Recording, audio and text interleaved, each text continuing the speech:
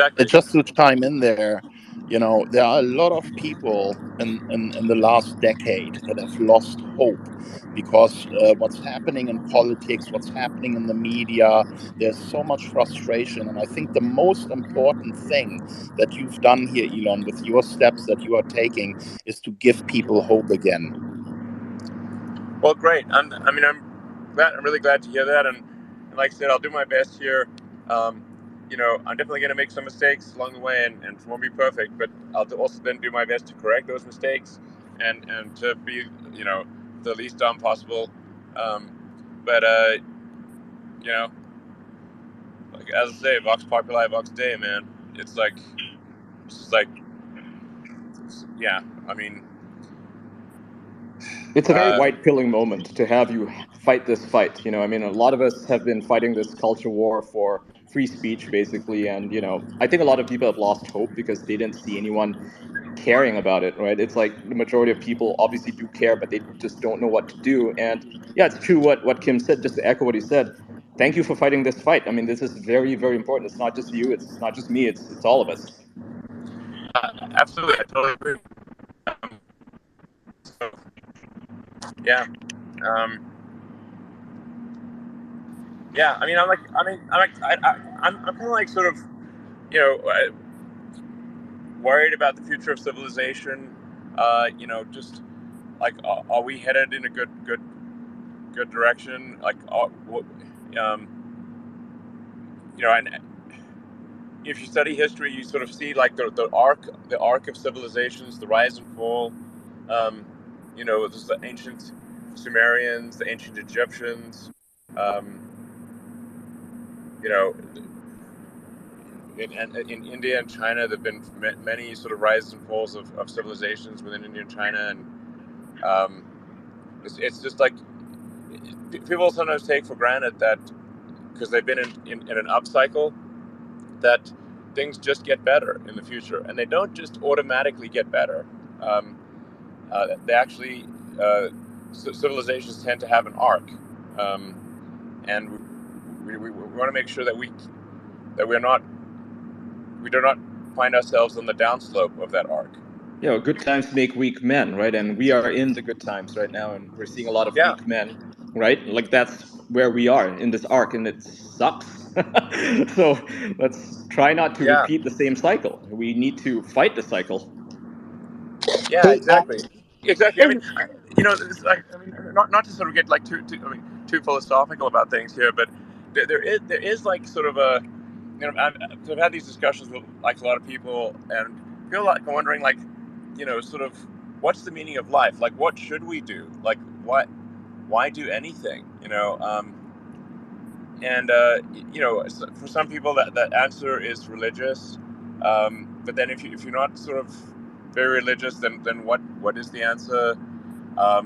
And actually, my theory on that is that I sort of believe in Douglas Adams' philosophy that the the universe is the answer, and we should strive uh, through greater understanding to expand the scope and scale of consciousness, to better understand um, what questions to ask about the answer that is the universe. It's basically a religion of curiosity.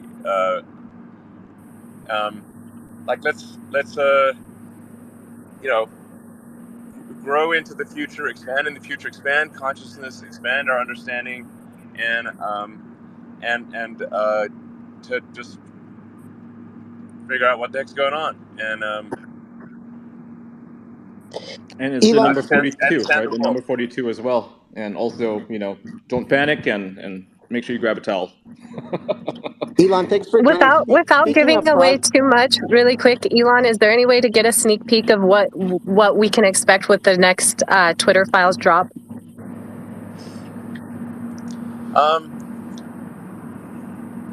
Well, I'm somewhat leaving this up to Matt Taibbi and Barry Weiss, but I think the natural thing would be to say, like, okay, what happened after the the election, the Hunter Biden laptop stuff. And by the way, I actually don't. I this may sound bizarre, but like Hunter Biden seems kind of fun, to be honest. I know, right? Yeah. He's an artist. Do you know that? he seems like he knows how to have a good time.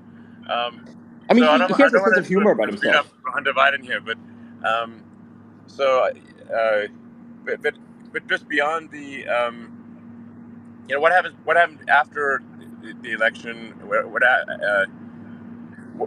how much government influence was there? There's this whole sort of move to create a disinformation ministry, which was insane. And like George Orwell is turning in his grave. Did you hear such things?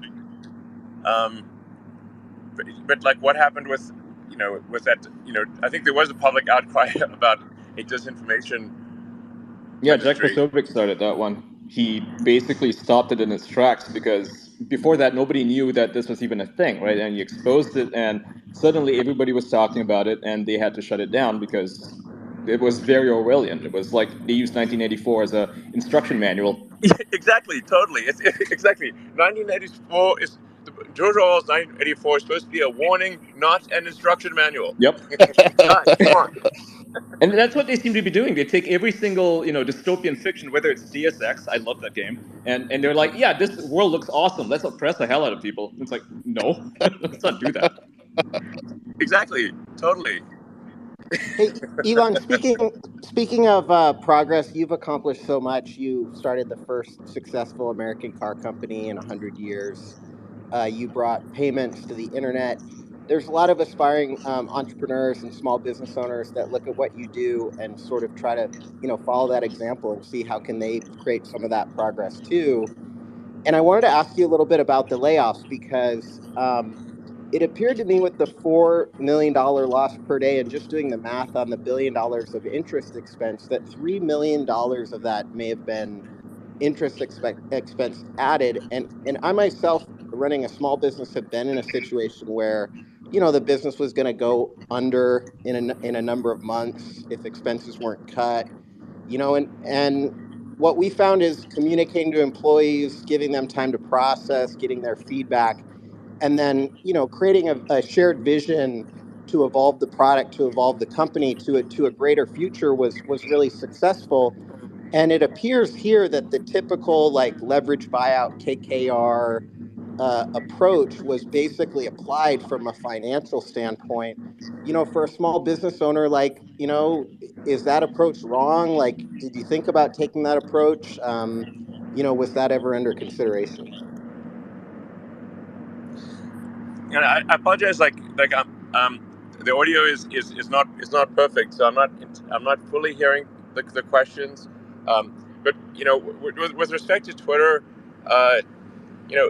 the company basically tripled headcount in about 2 years, a little over 2 years, but revenue is flat to declining.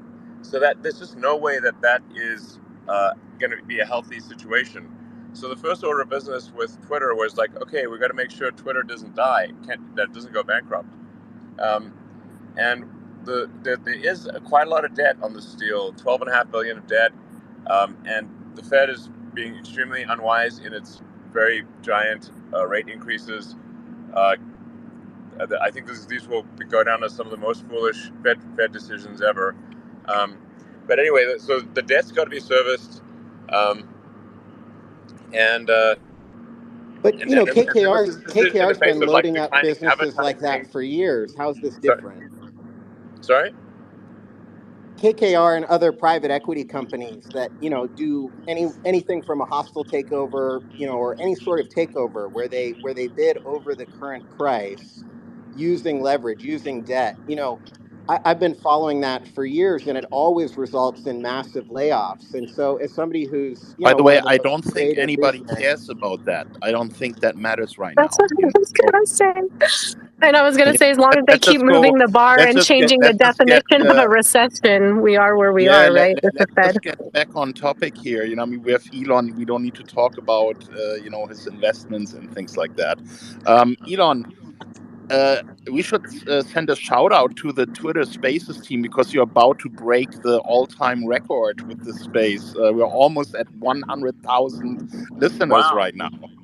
Yes, we are, and it's holding Talking strong. about Twitter, spaces, what's the the Twitter strategy Spaces moving team forward? is awesome. I have to tell you that there are really some amazing people at Twitter, um, and there's actually some amazing people who actually left Twitter in recent years, and I hope they come back. Because I think there's a potential to just build some amazing things here. So, I don't want to I want to be, yeah, exactly complimentary of some of the great work that is being done on Twitter. Um, so, it's sort of, it's sort of like, I mean, there's a lot to criticize about Twitter and say like, okay, Twitter is wasting money in a lot of, in really some next level ways, but also very talented people who really care about the truth of Twitter. And I'm doing my best to elevate their capabilities and give them all the resources they need. I'm very excited about community notes. This feature, Keith Coleman's running it, and there's like some really first-rate engineers that are writing the code on that product that is, I think, going to be very powerful for actually fighting disinformation, not Can we pretending to actually fight see that if we're disinformation. not enrolled in community notes, right? Like right now, the rest of the world isn't, right? It's just the United States and I think Canada, to my knowledge. But can you at least make it visible to other people? So even if we're not able to contribute, we can at least view it because I feel kind of left out. I'm in Malaysia, so it's kind of hard to see it. Yeah, actually, I actually I asked that. I sent a note to Keith Coleman saying like, "Hey, shouldn't we just at least make this visible everywhere?" And then he said we needed to talk in person about that, but I'm not sure what. Hey Elon, we did want to say on the Twitter Spaces during the blowout of SBF and FTX and all the other companies in crypto, there's been massive financial losses for many people, obviously. But Twitter Spaces actually became the place that drove the community together, and we've been sharing lots of stories. There were people that were suicidal because of the financial loss, and because of the community in Twitter Spaces, it prevented them taking their life. There's lots and Yeah, lots of and stories. to add to it as well, Elon. Last time, if you remember when you joined the space about Sam, that space ended up going for 16 hours, and for 3-4 days, the media was in our space, getting the news from the space for 4 days, 5 days straight, and then writing stories on it day after day. And I think Simon was there, Kim was there, so it was I think it's the first time it happens to that extent on Twitter Spaces, and we're probably doing it again today. Yeah, and this type of Yeah. citizen journalism that you are enabling is so powerful, because we are the news now. If people want to learn the truth, they go to Twitter and join these spaces. It's like real time with experts. It's fantastic. And then we have people like you joining in and sharing their opinions and their thoughts. What is more powerful than that? The traditional media can pack and it's game over for them. Elon, would you ever consider holding a space for earnings for Tesla right here live on Twitter?